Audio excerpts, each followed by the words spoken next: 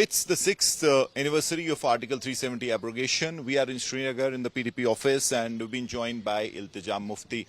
First, for a change, we've been allowed inside. So normally... You are allowed inside, but I'm not allowed to get out. And if you can see, there are cops here, they're standing here. They don't even want to come in the frame. When you pan at them, they will hide their faces. They're concealing their faces because even they know what they're doing is illegal. If I was to walk towards them, none of them will feel comfortable coming on the camera. So what are the instructions? What are the instructions? Their instructions are very clear. Explicit instructions have been given to each one of them to prevent us from stepping out of the PDP office. Okay. We got here at 11:30. And since 11:30, if you see, our gate has been barricaded completely. There's a CRPF car, armored vehicle. There are cops here. There's senior cops here. There are female guards.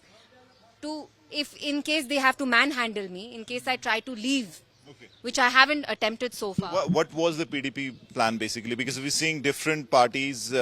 Congress tried to do a protest. BJP took out a Tiranga rally. So what were your plans? Our plans are absolutely peaceful, and I even very humbly appealed to one of the women cops here. I told her, look, we have placards, we have these, print-out sheets. We just want to do a very peaceful protest against the illegal abrogation of Article 370.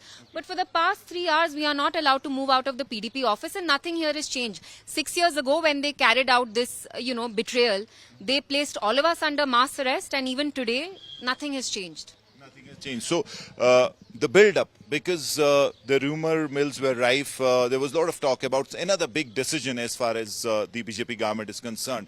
Let's go towards the Yeah. So you would be knowing since yesterday, everyone is discussing his own theory, probably another revision of J&K, or what's going to happen, what's going to be the big decision. What's your take on that? I mean, look, every rumor is equally unsettling and disconcerting. These are not very positive rumors to begin with. The one scenario that's being discussed the most often is that Jammu might be carved out into a state and South Kashmir might be merged with Jammu, and Kashmir will be stripped of an assembly as well, and it will be made into a UT on the lines of Ladakh without any kind of a legislature.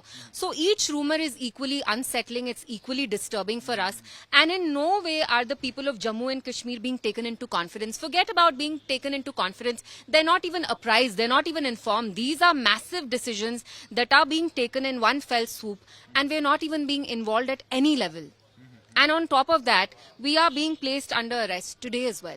They are not even allowing us to protest. So when they claim that the Indian constitution is being implemented in Jammu and Kashmir, what part of the Indian constitution prevents a law-abiding citizen from staging a peaceful protest? Right. Omar Abdullah tweeted yesterday, said that nothing's going to happen today.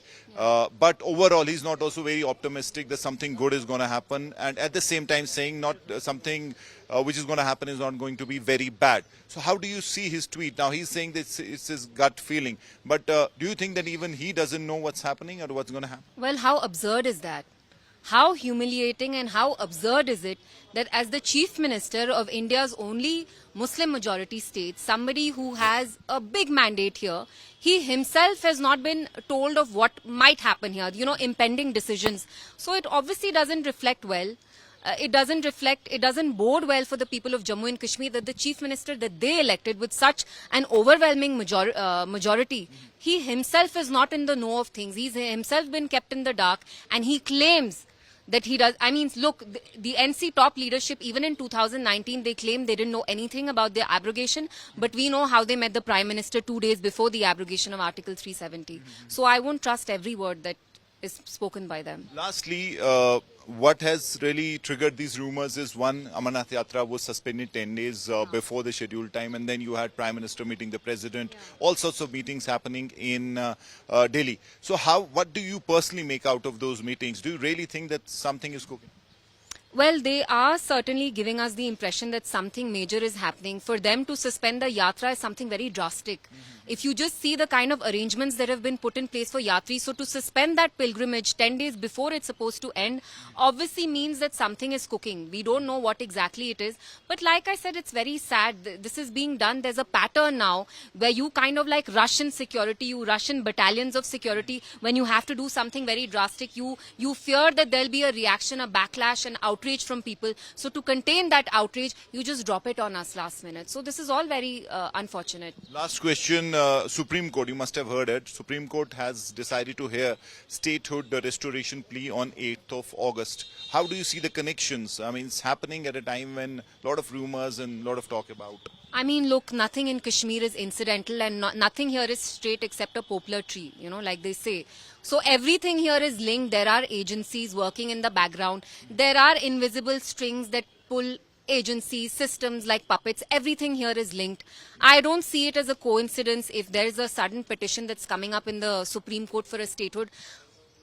Who knows what will happen? But our fight has never been just for statehood. Our fight has been for the special status for Jammu and Kashmir. Restoration of our special status, our constitution, our residuary powers. Thank you so much. Thank you. So that was Iltija Mufti, as always being very blunt, straight as far as the issues that she feels are confronting Jammu and Kashmir. And right now, with all the buzz, all the rumors about what's going to happen with Jammu and Kashmir, what's the big decision, will there be another division? According to her, that's not the issue. In fact, the issues are bigger, and obviously the way it's being done without taking Jammu and Kashmir and its people into confidence again is something that is giving them the feeling like it's rerun of 2019, 5th of August, when 370 was snatched, and probably something similar is being planned for Jammu and Kashmir again. Campus Tariq Loan, Mir Farid, Srinagar for India Today.